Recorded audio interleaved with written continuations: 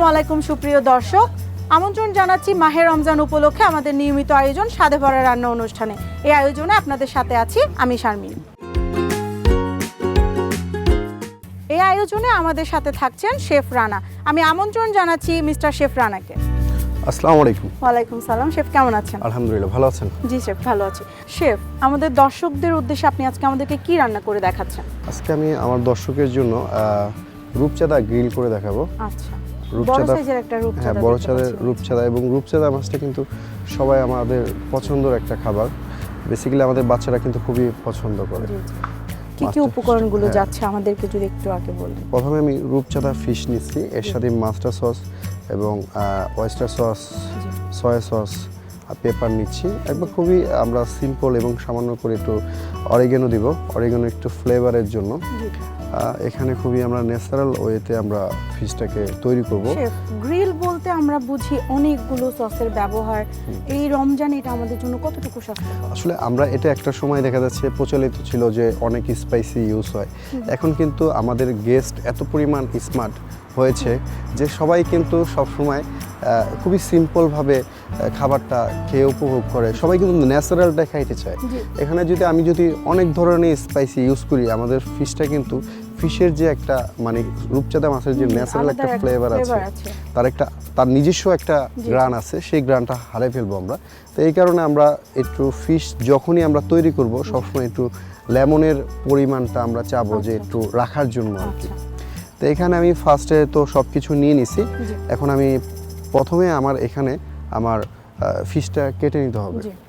আসলে যখনই আমরা একটা সময় তো যখন বুঝি নাই, তখন দেখা যাচ্ছে একটা জায়গায় আমরা অনেক কাজ করেছি, চিকেন কেটেছি, ফিশ কেটেছি। হ্যাঁ, কিন্তু এখন আমাদের না, এটা তো আসলে স্বাস্থ্যকর নয়। সবসময় এটার জন্য আপনাকে হাইজিনিক যে মেনটেন করতে চান, তাহলে আপনার ভুটটা অনেক ইম্পর্টেন্ট। এবং এটা আপনি যদি ঠিকভাবে করতে পারেন এবং আপনার যে ছাত্রগুলো আছে বা আপনাকে দেখে যে প্রোগ্রামগুলো আমরা করতেছি, যারা শিখবে তারাও দেখা যাচ্ছে অনেক কিছু শিখতে পারবে। এর জন্য আমরা প্রথমেই মাছটাকে কেটে নিব স্লাইস করে। এটা কিন্তু আমরা কিন্তু আগে থাকতেই কিন্তু মাছটাকে, যে মাছের ভিতর যে ময়লা থাকে ওটা কিন্তু পরিষ্কার করে ফেলছি।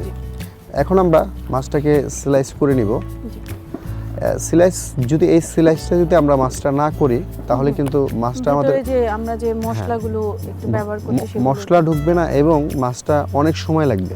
তো এই মাছটা যদি আপনি সর্বোচ্চ 7 থেকে 10 মিনিটের ভিতরে যদি আপনি সময় নেন, তাহলে কিন্তু সুন্দর একটা গ্রিল হয়ে যাবে। দেখতেই পাচ্ছেন আমাদের ফিশটা কত সুন্দরভাবে আমরা কেটে নিয়েছি, একদম স্লাইস করে কেটে নিয়েছি পাটুপাই করে।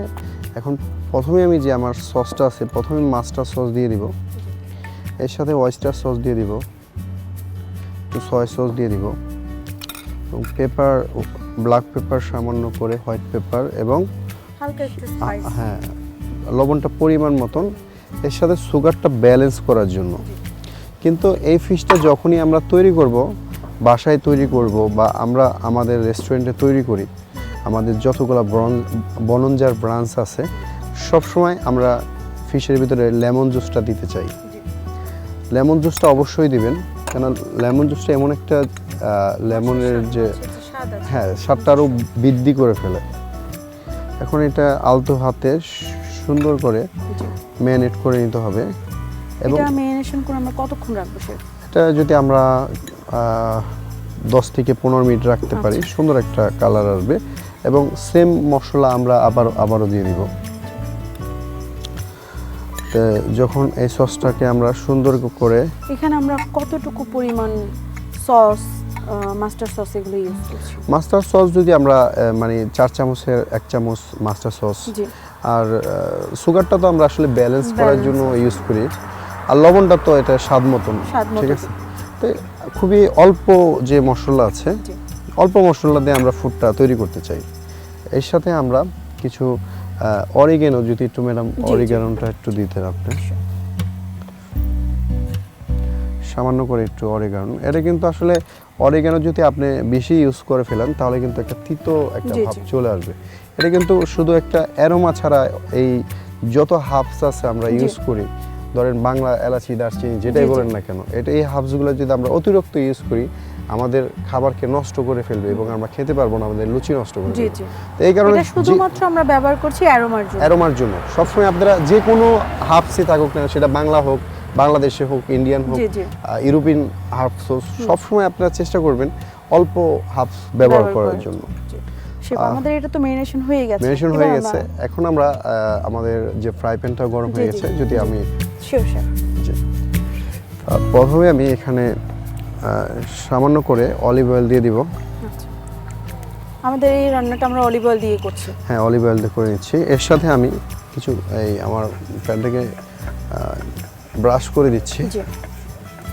তারপর আমরা পম্পেটটাকে স্লো হিটে এবং শ্যালো হিট বলতে পারেন, শ্যালো হিটে আমরা এটাকে গরম করে নেব।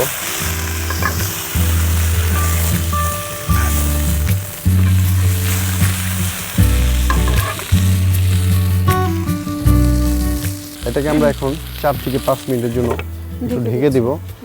যে কোনো ফিশ বলেন বা গ্রিল যে আইটেমগুলো আছে, আমরা অনেক সময় চিন্তা করি যে এই খাবারটা আমি খুব তাড়াতাড়ি দ্রুত করে দেব, কিন্তু যদি এই খাবারটা যদি আমরা একটু ঢেকে দিই, যে আগুনের যে তাপ আছে যদি অল্প হিটও থাকে, যদি আপনি ঢেকে দেন তাহলে কিন্তু সুন্দরভাবে এটা জুসি এবং সফটলি একটা ফুড আপনি সুন্দর একটা ডিশ হবে এবং খুব তাড়াতাড়ি স্টিম হয়ে যাবে ভিতরে।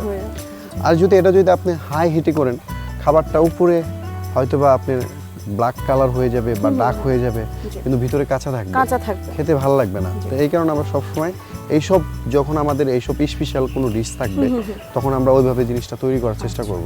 শেফ, এটা হতে হতে আমি আপনাকে একটা প্রশ্ন করতে চাই।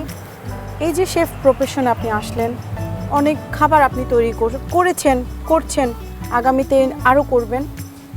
আমরা আমাদের যারা দর্শকদের মধ্যে বা হচ্ছে আমাদের নিউ কামার যারা আছেন, যারা শেফ প্রফেশনটাকে চুজ করছেন, বেছে নিচ্ছেন, তাদের জন্য যদি কিছু টিপস আপনি দেন, আসলে এই কোন বিষয়গুলো আসলে মাথায় রাখা উচিত? আসলে আমি একটা বিষয় বলতে চাই যে এখন কিন্তু আগে কিন্তু আমরা একটা কথা বলতাম যে অনেক আগে একটা প্রচলন ছিল যে আমরা কাঁধে কাঁধে হাত রেখে আমরা কাজ করব, কিন্তু এখন আমরা কিন্তু হাতে হাত রেখে কাজ করতে পারি। আমি এই কারণেই বলতে চাই হাতে কেন হাত রাখতে চাই, এখন আমাদের অনেক নিউ আমাদের হসপিটাল ইন্ডাস্ট্রি এত সুন্দরভাবে এগিয়ে যাচ্ছে বাংলাদেশে, এখন কিন্তু অনেক মেয়েরাও কিন্তু আসতেছে আমাদের সাথে। এই কারণে আমি একটু বলতে চাই, আমাদের অনেক মেয়েরা আছে খুব ভালো রান্না করে, কিন্তু সাহস করতে পারে না এই সেক্টরটাতে আসার জন্য। আপনি আপনার দিক থেকে যদি বলতে যান, তাহলে কিভাবে আমাদের এই নারীদেরকে এই প্রফেশনে আসার জন্য ইন্সপায়ার করতে পারে? আমি একটা কথা বলতে চাই, এখানে আসলে আমরা যারা শেফ আছি এবং যারা এই প্রফেশন আমরা কাজ করি, এই প্রফেশনকে ভালোবাসতে হবে এবং এটাকে অনেক এখানে হার্ড ওয়ার্ক করতে হবে এবং অ্যাক্টিভ হইতে হবে, অনেক কাজের প্রতি আপনার অনেক ভালোবাসা থাকতে হবে এবং একজন আরেকজনকে বিশ্বাস করতে হবে। তো এর ভিতরে আমি একটা কথা বলতে চাই, যারা মেয়েরা আসতে চাচ্ছেন বা আসছেন, আমি আপনাদেরকে অনেক শুভকামনা জানাই এবং যারা আমাদের বড় বড় শেফ আছেন তাদেরকে সুন্দরভাবে আপনারা রিসিভ করবেন এবং তাদেরকে ভালো করে কাজটা শেখানোর জন্য চেষ্টা করবেন। এবং আরেকটা বিষয় বলি, আমি নতুনদের বিষয়ে একটা কথা বলি, আপনারাও যারা সিনিয়র শেফ আছে তাদেরকে সম্মান দিবেন এবং তাদের সাথে যদি সুন্দরভাবে একটা শেফ অনেক সময় অনেক কথা বলে, হয়তোবা আমরা অনেক সময় ওই জিনিসটা পজিটিভ না নিয়ে অন্যভাবে কথা বলি যে এই জিনিসটা আমি কেন করব, এই জিনিসটা তো আমার কাজ না।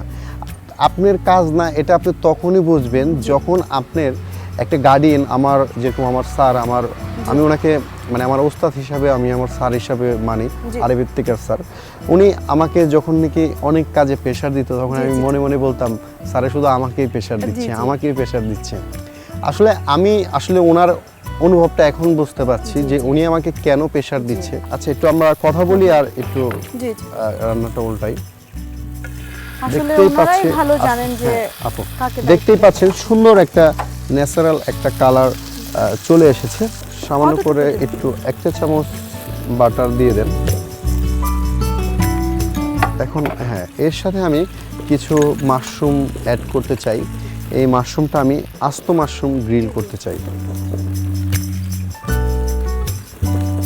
এখানে আমি চার পিস মাশরুম দিতে চাই। এবং আসলে আমি যে বিষয়টা নিয়ে কথা বলছিলাম আর কি, তখন আসলে আমি এখন বুঝতে পারছি যে না, আমাকে কেন সে প্রেশারটা দিয়েছে, দায়িত্ব দেওয়া হয়তো। তো আসলে একজন মানুষকে যখন আপনাকে ভালোবাসবে তখন দেখবেন আপনাকে সে অনেক কথা বলবে বা আপনাকে প্রেশার দিবে বা কাজ করতে বলবে, যে আপনার ভিতরে যখন দেখে একটা প্রতিভা বা চেষ্টা থাকবে তখনই আপনাকে দিবে। আপনি যতটুকু নিতে পারবেন আপনাকে ততটুকু দেওয়া হবে। তো এই জায়গায় সবসময় আমাদের সিনিয়র যারা আছে সবাইকে একটু সম্মান রেখে সুন্দরভাবে, আমি যদি ওখান থেকে যদি আমি চলে যেতাম বা ভয় পেতাম তাহলে আমি আজকের এই রানা শেফ হতে পারতাম না। তো এই জন্য আমি সবসময় স্যারের কাছে অনেক কৃতজ্ঞ থাকি। স্যারকে আমি দোয়া করি আমার স্যার অসুস্থ, সবসময় আমার স্যার যেন সুস্থ থাকে, ভালো থাকে, আমার এটাই কাম্য। এখন আমি ডিশটা আসলে রেডি করবো, আমার অলমোস্ট আমার ফুডটা হয়ে গেছে, আমি ডেকোরেশনে চলে যাচ্ছি। আমি আসলে ডেকোরেশন করার জন্য সামান্য করে একটু খুবই সিম্পল হইতে এটা আসলে টোটাল একটা লেটুস পাতার ভিতরে আমি ডেকোরেশনটা করতে যাচ্ছি।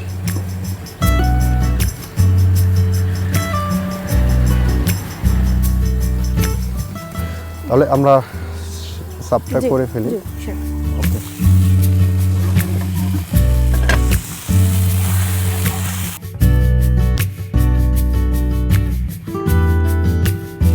চমৎকার দেখাচ্ছে। এবং মাশরুমটাও কিন্তু আমাদের হয়ে গেছে।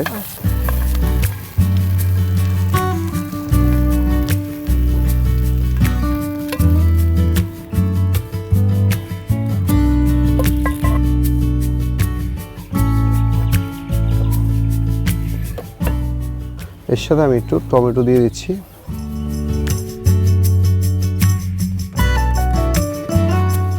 দেখতেই পাচ্ছেন আমাদের পম্পেটটা কত সুন্দর রেডি হয়ে গেছে। এটা আমাদের চট্টগ্রাম গোল্ড গার্ডেন রেস্টুরেন্টে এসে আপনারা উপভোগ করতে পারেন গ্রিল পম্পেট। এটা আপনাদের বাসা বাড়িতে তৈরি করে খেতে পারেন। রমজানের জন্য খুবই একটা হেলদি মেনু, আপনারা ইফতারিতে এবং সেহরিতে খেতে পারেন। তৈরি হয়ে গেছে আমাদের গ্রিল পম্পেট। অসংখ্য ধন্যবাদ শেফ, এত কম সময়ে আমাদেরকে স্বাস্থ্যকর একটি রেসিপি তৈরি করে দেখানোর জন্য। আপনাকে ধন্যবাদ। দর্শক দেখতেই পেলেন কত কম সময়ে শেফ আমাদেরকে স্বাস্থ্যকর একটি রেসিপি তৈরি করে দেখালেন। আজ এ পর্যন্তই, দেখা হচ্ছে আগামী পর্বে নতুন কোনো রেসিপি নিয়ে। সেই পর্যন্ত ভালো থাকুন, সুস্থ থাকুন, আল্লাহ হাফেজ।